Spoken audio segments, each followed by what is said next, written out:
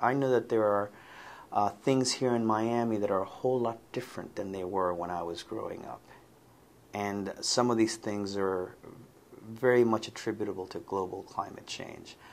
I remember that the sea coral, the coral right off Johnny Pennycamp State Park when I was a kid snorkeling with my fraternity brothers, was a whole lot brighter, right? A whole lot livelier, and it had more fish than it does today.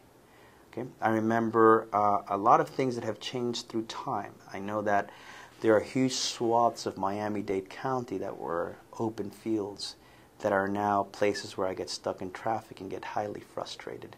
And I know that that has an impact on our global climate and our biodiversity. So knowing these things, right, knowing how things change, I know that I could be the 25th quote. I could have just as easily gone and spoken about how climate and how humanity has transformed and changed the way my Miami is.